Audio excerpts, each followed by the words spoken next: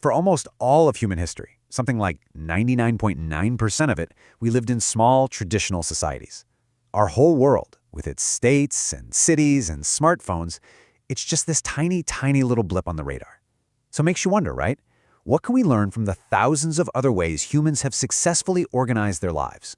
Today, we're going to dive into that, using Jared Diamond's book, The World Until Yesterday, as our guide. So get this. That quote, it's about a Kong hunter named Koma. In his world, in the Kalahari, facing down a lion to steal its kill was just a calculated risk. It's what he did. But a simple street in a small town with maybe one car passing every minute, that was completely, utterly terrifying to him. I mean, an incomprehensible danger. That one little story just perfectly captures the huge gap between how we see the world and how traditional societies see it. And to really get our heads around that gap, there's a concept we need to know: weird societies. And yeah, that's us. It's an acronym: Western, educated, industrialized, rich, and democratic. What this does is it forces us to see that we're not the default. We're the exception. The world until yesterday, the world we evolved in, was anything but weird. Okay, so if you're not in a weird society, how do you handle something as basic as justice? Let's take a look at how conflicts got resolved when you couldn't just call the police or sue someone. Here's a real story from New Guinea that just lays it all out. A driver named Malo accidentally hits and kills the young boy. And what's his first instinct? It's not to stay and help. It's to drive as fast as he can to the nearest police station. See, he wasn't fleeing justice in our sense of the word. He was fleeing the only kind of justice he could expect right then and there: an immediate revenge killing by the boy's family, even though it was a total accident. Now, let's put that side by side with our system.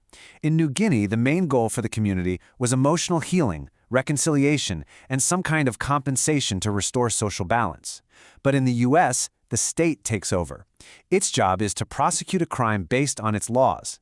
And here's the key: what the victim's family actually wants, whether it's forgiveness or reconciliation, that often takes a back seat to the state's legal process. And that really gets to the core of it. For most of human history, justice was all about restoration. It was about healing a wound in the fabric of the community. For us, in state societies, justice is mostly about punishment. It's about upholding an abstract law. It's a huge shift from a really personal system to a totally impersonal one. This whole idea of what's actually risky, it brings us to another fascinating area: raising children. Today, so much of modern parenting is about safety, about protection. But what if the main goal was something else entirely, like autonomy? All right, so you have to hear this. This is a true story. An anthropologist is watching a toddler, a little kid, waving around a giant 9-inch kitchen knife. The kid drops it, and the mother, without missing a beat in her conversation, just casually picks it up and hands it right back.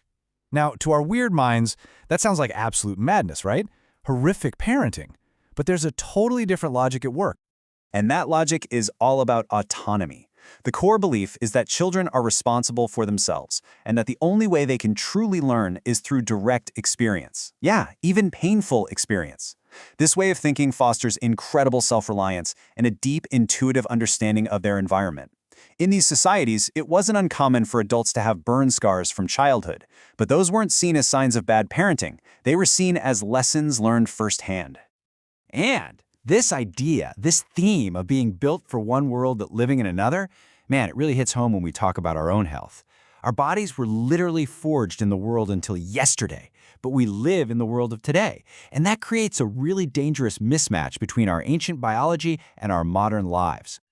I mean, think about it. In traditional societies, the top killers were immediate and external: violence, accidents, infections. You were way more likely to be murdered or die from a simple wound than you were to die of old age. Today, we've pretty much beaten those threats, only to be hit by a wave of chronic diseases of civilization, like diabetes, hypertension, and heart disease. As Diamond says right here, these modern diseases, they come directly from this mismatch. Our bodies are basically Stone Age machines trying to run in a fast food, sit on the couch, high-stress world.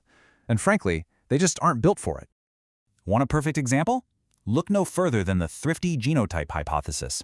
It's the idea that certain genes that were once lifesavers, the ones that helped our ancestors store fat really efficiently during feast or famine cycles, well, those same genes have become a huge liability now that we live in a world with a supermarket open 24/7. That brilliant survival mechanism is the very thing that now makes millions of us prone to obesity and type 2 diabetes. So after looking at these huge differences in justice and childhood and health, what's the takeaway? The point isn't to say we should all go back in time, of course not. But it is to ask what valuable lessons we might have accidentally left behind. So for example, could we bring more restorative justice into our legal system, something that focuses on healing? Could we rethink our hyperprotective parenting style to maybe build more resilient kids?